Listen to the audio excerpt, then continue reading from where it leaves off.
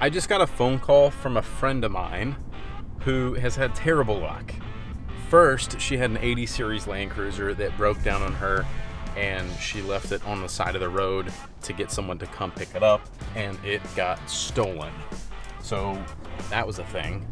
Then she ended up with this Lexus LX470 that her dad owned, that he's had forever. I'm very familiar with the vehicle. And she ended up getting into an accident with that. So then she called me, hey Beav, can you check out the Lexus, aka Land Cruiser, and let me know if you think it's worth fixing. But honestly, I don't know that I can really fix it, and I might just want to sell it. So now I'm going to look at that to kind of give her my thoughts and opinions and advice and see what is practical for her, but I might end up just buying it. So let's go check this thing out and see what it needs.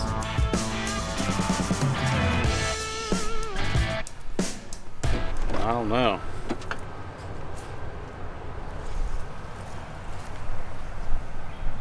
Interior is pretty clean, so let's see if we can get the hood popped. Take a look.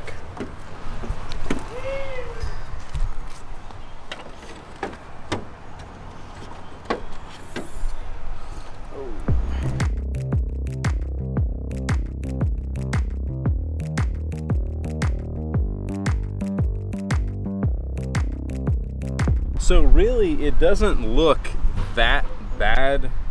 The core support definitely needs to be replaced. It's pretty tweaked and bent up, but otherwise, and this fender is definitely pushed in. Headlights, grill, hood, front bumper, all that kind of stuff. I'm gonna have to look up the cost of some parts, give her an idea. It's not the worst thing ever, but it's also not like an easy thing to fix necessarily. It's quite a bit of work to get this thing squared away. I'll give her my thoughts and opinions on this, and then we'll kind of go from there, but it's about what I expected. It doesn't seem like there's any major frame damage. It's really just this front core support. The radiator doesn't even look like it got cracked or anything. The fan still spins free, so it's not pushed that far back into the motor or anything. Really not that bad in the grand scheme of things.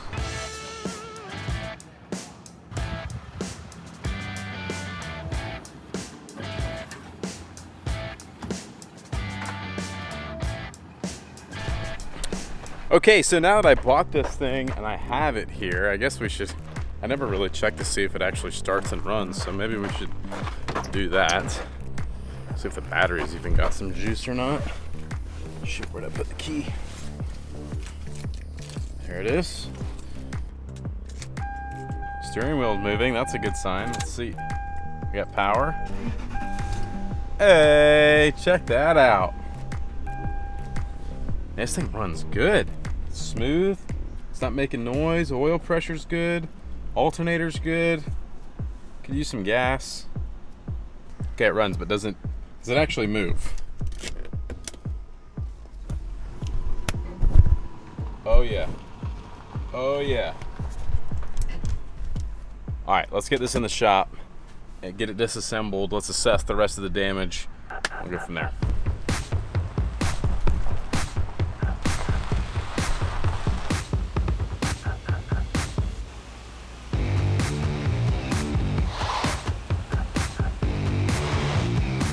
Well, that was a lot better than having to push it in. I think it needs a transmission cooler. It's having a hard time in reverse. I had to rev it up. The transmission cooler's leaking fluid everywhere. So it's low in trans fluid. That's something I need to probably note.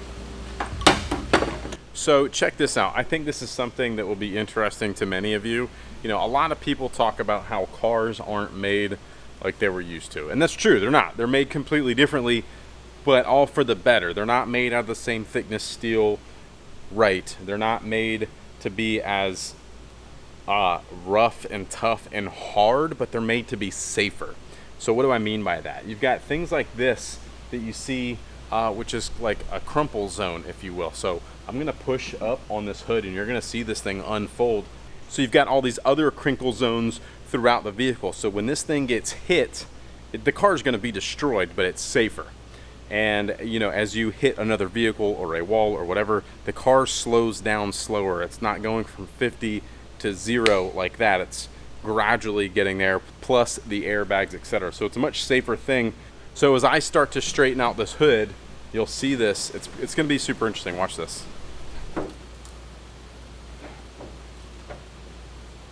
This kind of stuff is just designed into the body panels. Now, is that going to hold up? No, I could pull down on this and it'll crease again, but I just thought it was interesting that, you know, it folded perfectly at this crinkle point, which is nice because it saved the rest of this. It saved the hinges, it saved the firewall panels, all this stuff from being pushed back. It absorbed the impact right here. It folded the hood up instead of pushing everything back. It just went burnt. It's awesome. So that actually saved us a lot in terms of this. So let's get this thing apart and see what's up.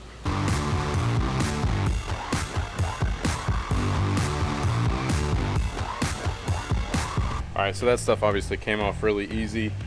This is like a front bumper sub assembly that the bumper mounts to. It's obviously pretty impacted. These brackets are super tweaked. I think instead of drilling out that rivet and all that stuff right now, I'm sort of torn. I might use the winch on the 80 series and try to pull this thing out a little bit, because I really want to get the trans cooler out of here, that fan, see what else is broken, make some measurements, see if I need to order a core support or can we fix the core support. But I think I'm going to use the 80 series actually, which I was not planning on doing, and just pull this sub-assembly out a little bit, give myself some room to work. I don't know, let's try and see what happens.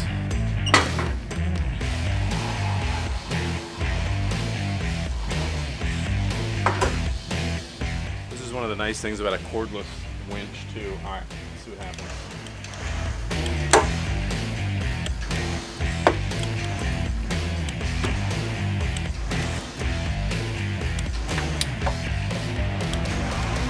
This is actually working way better than I thought I was going to. It's like straightening out some brackets that I was like, I hope I can find one of these. Like, I might be able to reuse this.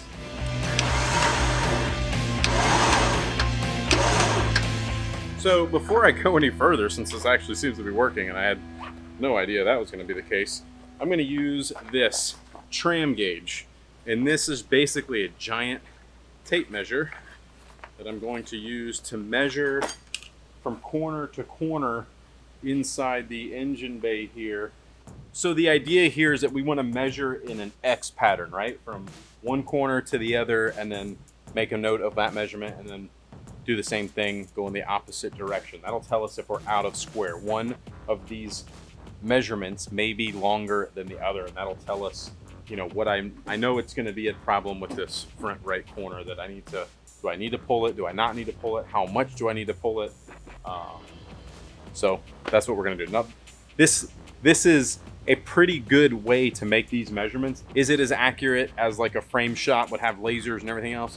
No, but for the purposes of what this vehicle is, this is going to be awesome. It'll allow me to get the fender lined back up where it needs to be, probably a new fender, and then I will be able to get the headlight mounted in, and everything should line up really, really well if I take my time pulling this stuff straight. Now, when you're making these measurements, there's going to be holes that are going to be symmetrical throughout whatever you're trying to measure usually. If not, try to find something that you can use as a reference point that's going to be symmetrical left to right. So in my case, I've got these holes that I can use, this hole in the front, and I can use this hole in the back on both sides. It's exactly the same on both sides. So I'm going from that corner to this corner to that hole, and I'm going from this hole in the corner to this hole. So again, completely symmetrical. Now, I had 74 5/8 on the other side. Let me get this lined up. Look how close this is. Like, that's almost in the hole. I'll loosen this thing up and get the measurement, but I can tell you already, this side is only maybe 1/4 of an inch off. And I can see that because this little buckling point, this crumple zone, is pushed in a little bit. And if you were to look at enough of an angle, you can see that that's just in a little bit. So if I can pull this thing out straight, that'll get me lined back up here. This fender would be back in line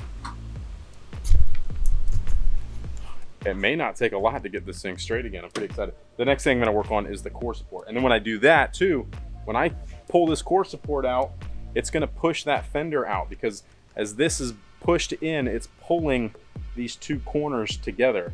So when I pull this out, it may push that out. I'm gonna be really close. Let's give it a try.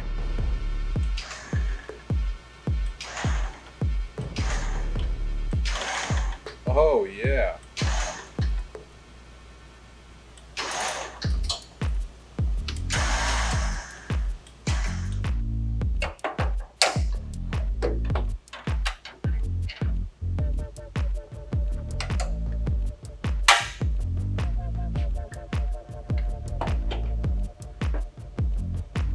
That was unbelievably easy.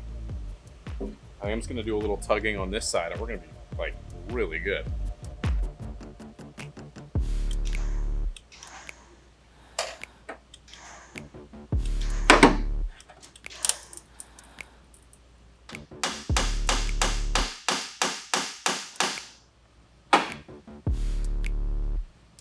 Okay, so we've made some really good progress relatively easily. Again, it's pretty thin sheet metal. The winch is just pulling this stuff straight. We're getting it close to where we really need to be careful and really refine how and where we're pulling from. I just tried to close this hood a second ago, and you can see here that the fender and all this stuff is pushed out a pretty good bit from where the hood line is. So we're gonna have to, we may have to wait till we have a new fender and see how this all fits up. I'm gonna pull the grill out so I can see how things are working with this out of the way, or see if I can pull it straight at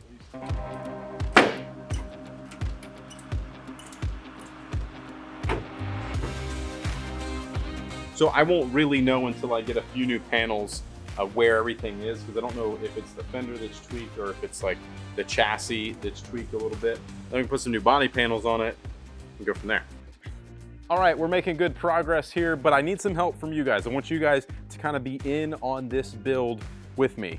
I got two options I could go with this thing. So we're gonna go Overland style with this, right? So do I go super high dollar fancy stuff and find out, you know, help you guys find out, is it worth doing that? Or do we go like super budget friendly, less expensive, and see how good those parts are? Either way, I'm willing to kind of go either direction, so I will let you guys kind of help me decide. I'm talking bumpers, lift kit, wheels, tires, roof racks, rooftop tents, interior stuff, like the whole build.